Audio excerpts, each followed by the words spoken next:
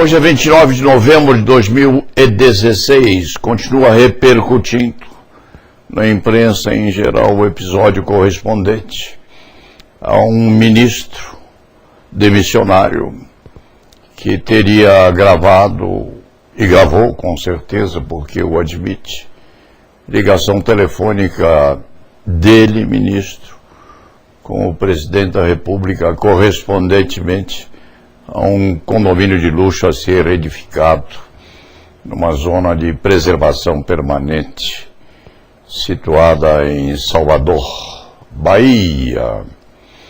Condomínio esse que tinha uma das unidades prometida ou compromissada com outro ministro de nome Gedel. Isso, segundo se afirma, constituiria pressão contra esse ministro que falou com o presidente da República pelo telefone. Pressão no sentido de autorizar ou de interferir para que houvesse liberação da edificação desse edifício ou dessa incorporação de unidades autônomas naquela zona de preservação permanente em Salvador, Bahia. No fim das contas, o interesse particular de um dos ministros demissionários, Gedel, que adquiriram uma unidade autônoma naquele prédio, e interesse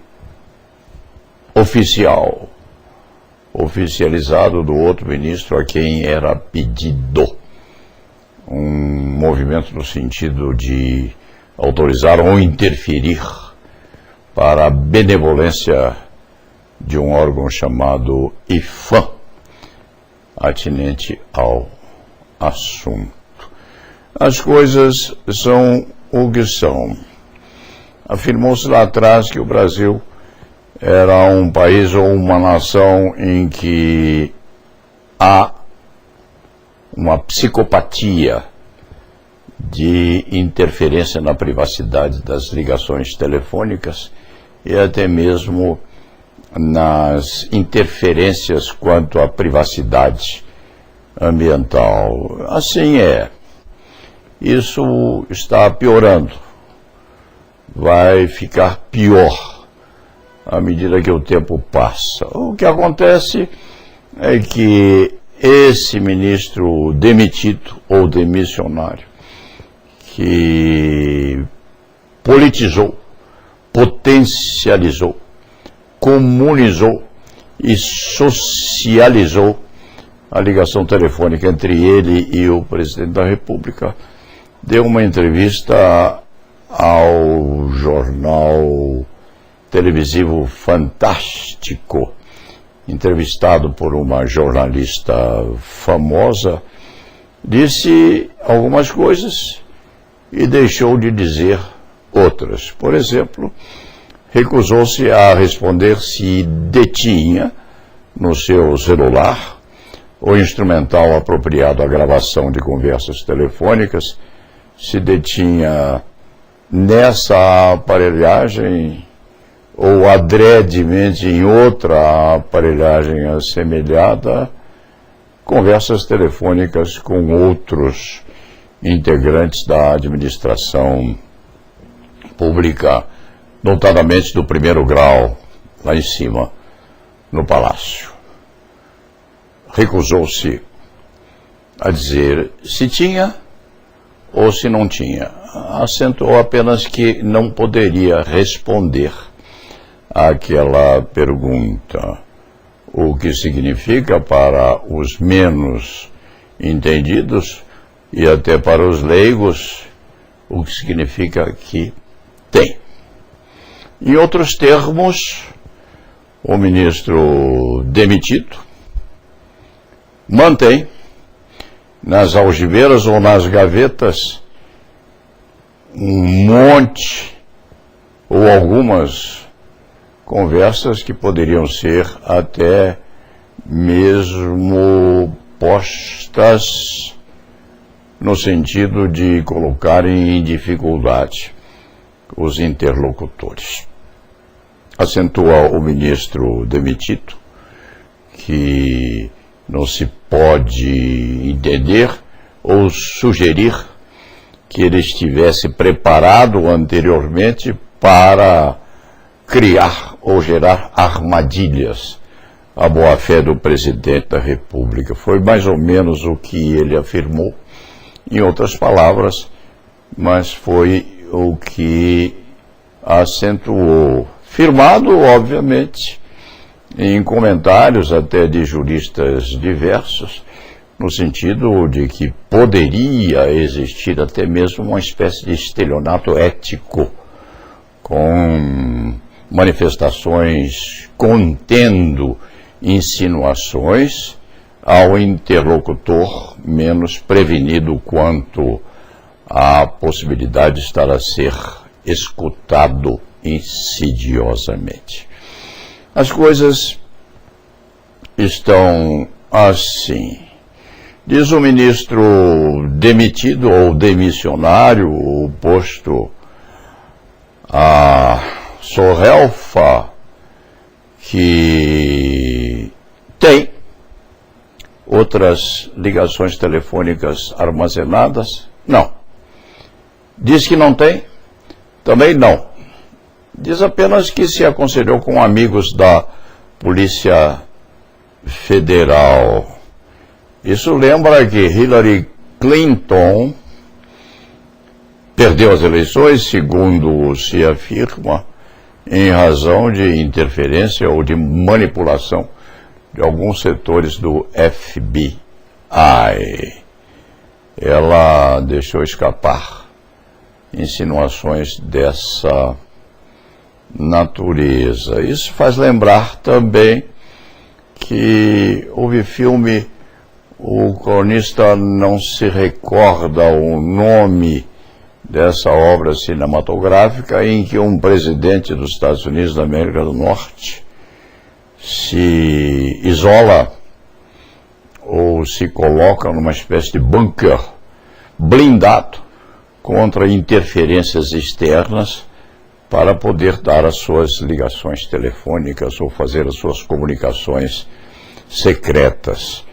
E deve haver muita razão para tanto, porque, segundo consta também, o presidente dos Estados Unidos da América do Norte tem ao seu lado, ou atrás de si, ou nas proximidades, alguém com uma maleta preta algemada num dos pulsos, maleta esta que conteria códigos de acesso à possibilidade, inclusive, a uma explosão nuclear numa parte qualquer do mundo. Coisas muito delicadas.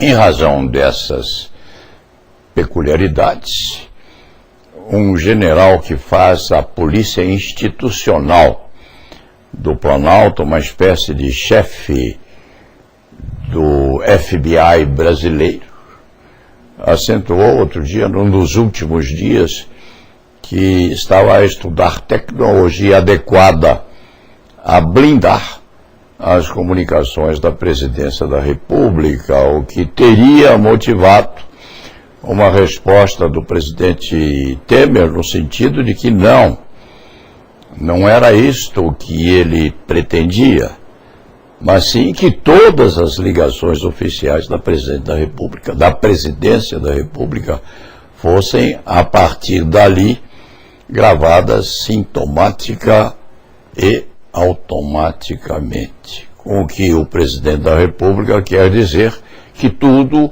mas tudo mesmo, precisa ser preservado.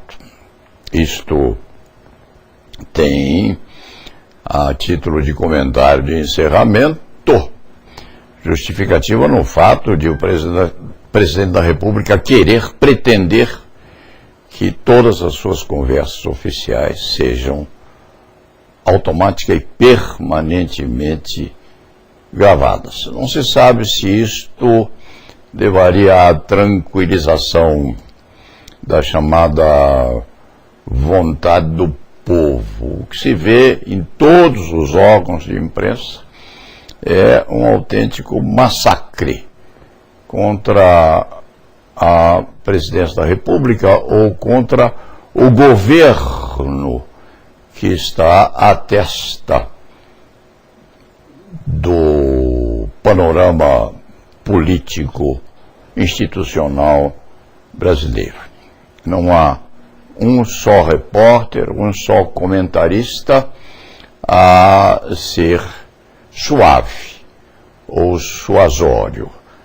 E, inclusive, Hélio Bicuto se energizou e parece estar prestando seu auxílio àqueles que estão a querer enegrecer mais a situação. Não se sabe se isto seria bom ou seria ruim para a nação. O que acontece, o que está em atuação agora, é uma espécie de letargia a saber o que vai acontecer. Há muita gente querendo que esta fogueira seja bem avermelhada e leve a uma crise institucional. Tocante aos aspectos jurídicos, não se há de interferir nem tecer comentário qualquer respeitante ao assunto. Como cidadão, o que acontece àquele mais antigo que já viu várias e muitas crises na nação brasileira, é um receio muito grande de que, se e quando essa crise for levada ao extremo, a nação vai sofrer mais e mais ainda, em prejuízo das gerações que vêm por aí. E tenho dito.